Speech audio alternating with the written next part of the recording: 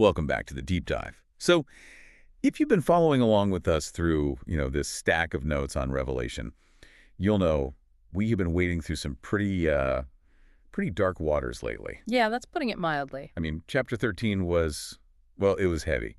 Beasts rising from the sea, global deception, marks on foreheads. It was incredibly chaotic. If you just stopped the tape right there, you'd be left with a picture of history that is, frankly, pretty hopeless. Right, just this huge totalitarian system grinding everything down. Yeah. But today, we are looking at the very next scene, Revelation chapter 14.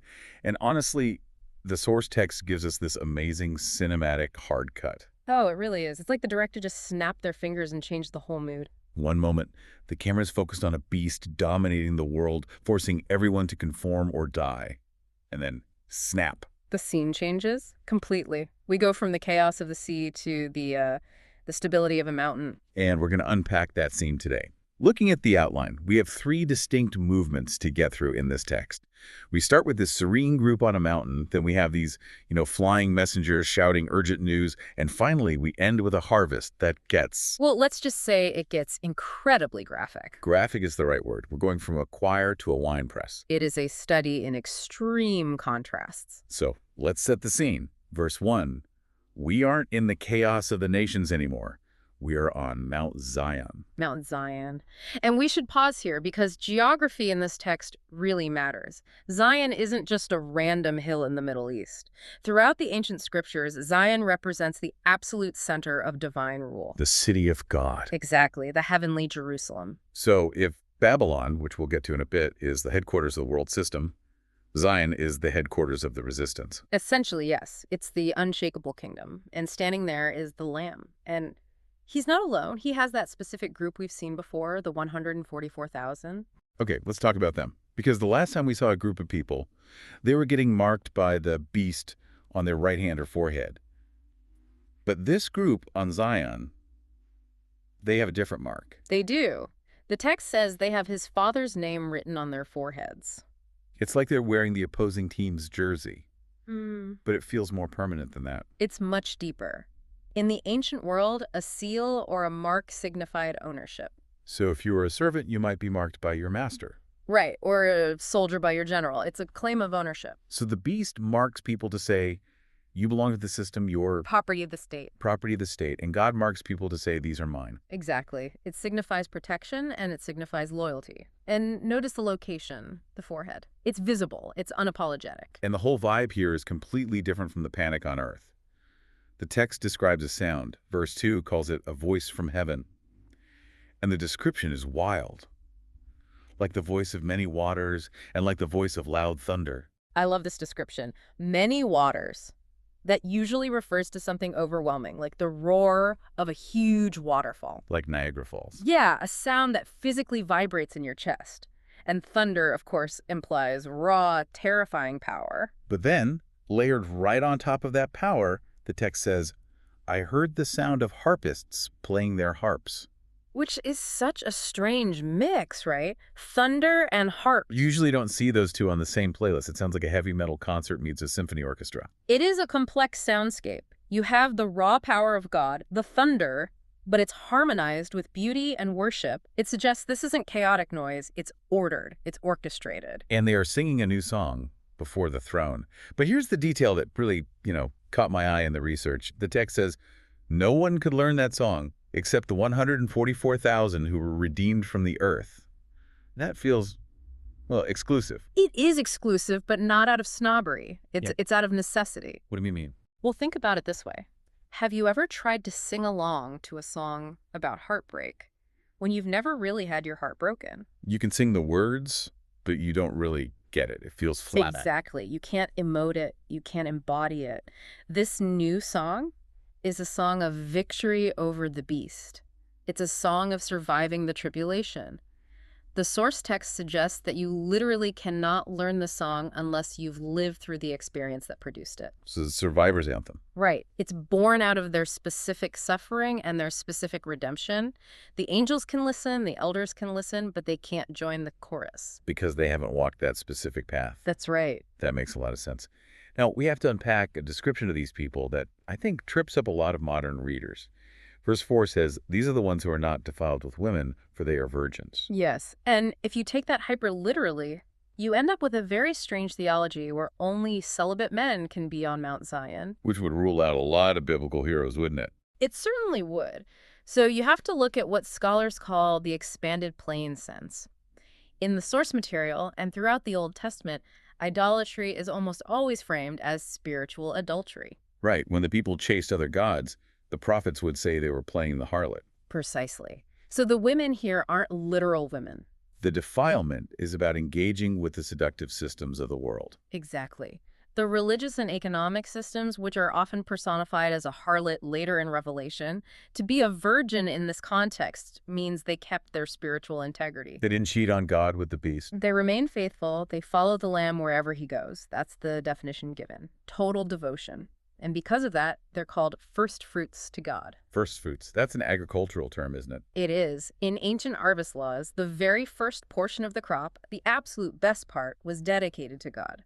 It was a signal that the rest of the harvest was coming, but this portion was set apart as holy. So calling this group first fruits implies they're a special early offering from humanity amidst the crisis. A faithful remnant. And their character is impeccable. The text says, "No deceit was found in their mouth, and they are without fault." Which is a massive contrast to the beast's system. Oh, absolutely. The beast manipulates through propaganda and lies. His entire empire is built on deceit. These people on Zion, they're the truth tellers. So that's movement one, the calm, pure assembly on Zion. It's beautiful. But now the camera pans away from the mountain. We look up, and the atmosphere changes completely. We have angels flying in the midst of heaven. We're moving from worship to warning. This is the global broadcasting phase. There are three angels. Let's take them one by one. The first angel has the everlasting gospel. And who's he talking to? Every nation, tribe, tongue, and people. That audience list is so significant because remember, the beast claims authority over every tribe, tongue, and nation. This is a counter broadcast. It's jamming the beast's signal. It is, and the message is surprisingly simple. Fear God and give glory to him, and worship him who made heaven and earth. It sounds basic, but in context, it must be revolutionary. The world is being told to fear the beast. And the angel says, no, fear the Creator. The world is told to worship the image of the beast. The angel says, worship the maker of heaven and earth. It's a call to return to the source. And it's called the everlasting gospel. Because it predates the beast and outlasts him. It's the primal truth. God is God and the state is not. Then immediately after that, the second angel flies by.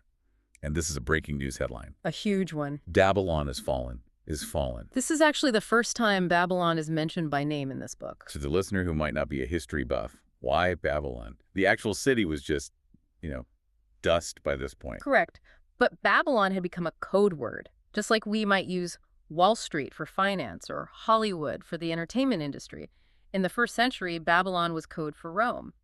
But even bigger than that, it represents the entire corrupt world system. The system of commerce, military might, and godless culture. Exactly. The system that lures people in with luxury and power. The angel says it is fallen. Why say it twice? Fallen is fallen. Is that just for poetic effect? It's actually a Hebraic way of expressing, well, not just emphasis, but certainty. It hasn't technically happened yet in the timeline of the vision. But the angel speaks of it as a done deal. A done deal. It's so corrupt that its collapse is inevitable. It's a dead man walking situation. Yeah. So Babylon is doomed. But then comes the third angel. And I have to say, looking at the notes, this is probably the most terrifying warning in the entire New Testament. It's certainly the most graphic regarding personal accountability. It leaves no wiggle room. The angel warns anyone who worships the beast and receives his mark. And the consequence is that they will drink of the wine of the wrath of God. Right. The imagery of the cup of wrath is common in the prophets. But there's a specific detail here that is crucial. The text says the wine is poured out full strength. What does that mean? Was wine usually watered down back then? Yes, almost always. In the Greco-Roman world, drinking wine full strength or undiluted was considered barbaric. Something you only did if you wanted to get completely obliterated. Exactly. You'd usually mix it with water, maybe 3 parts water to 1 part wine. Undiluted wine was intoxicating and dangerous. So when the angel says God's wrath is full strength, It means it's undiluted. There's no water mixed in. No mercy. No mercy. It's the pure, concentrated reaction of a holy God against evil. And the description of what happens.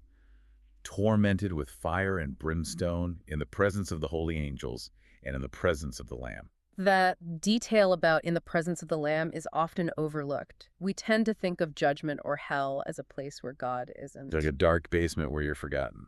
But this text suggests the judgment happens before him. It's a judicial sentencing. And the duration.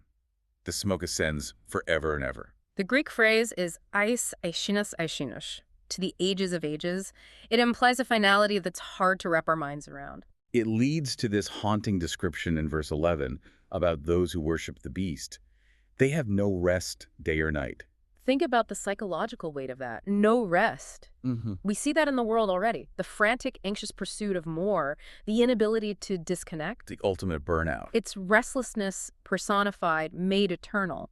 But then, and this is why I love how this text is structured, you get the immediate contrast. Verse 12 introduces the patience of the saints.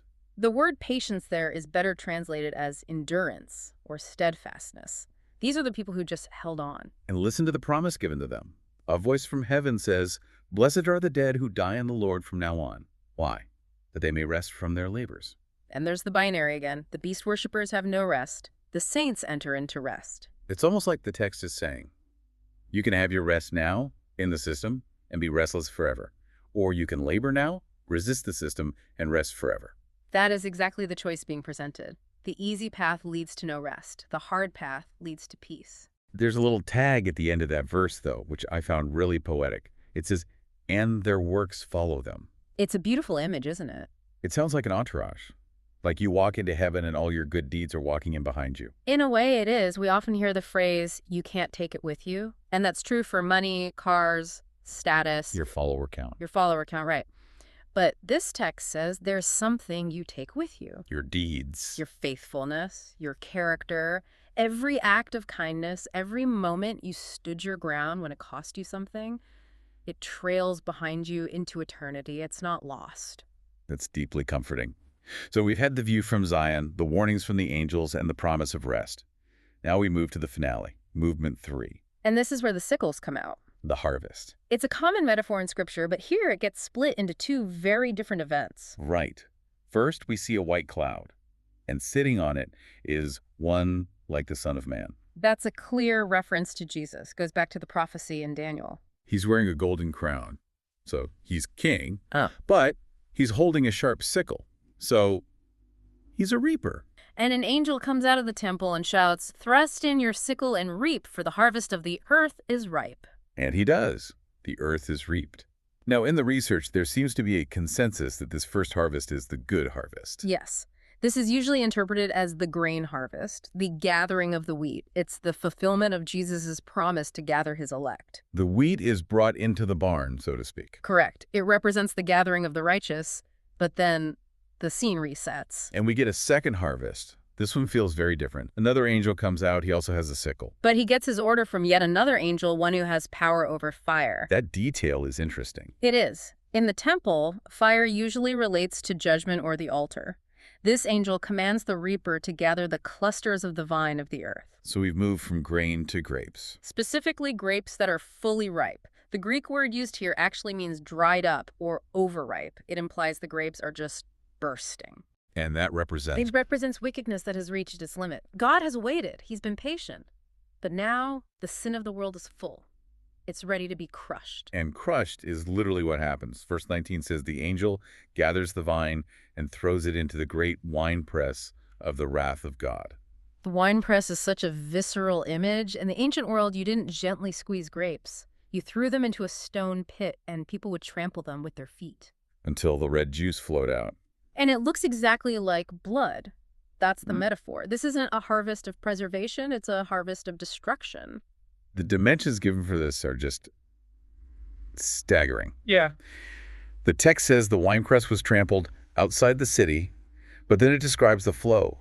Blood came out of the winepress up to the horses' bridles for 1,600 furlongs. Okay, let's break that down. Up to the horses' bridles is about 4 or 5 feet high. A river of blood, 5 feet deep. And 1,600 furlongs is roughly 180 miles. Or 180 miles. That's That's like a river of blood stretching from Washington, D.C. all the way to New York City. It's a massive geographic span. Now we have to ask, is this literal blood 5 feet deep, or is it symbolic? Well, 1,600 is a suspicious number. It is. It's 4 times 100. In apocalyptic numerology, 4 represents the earth, the 4 corners, the 4 winds. So 4 times 4 implies the whole earth, and 100 signifies fullness or completeness. So whether literal or symbolic, the message is the same.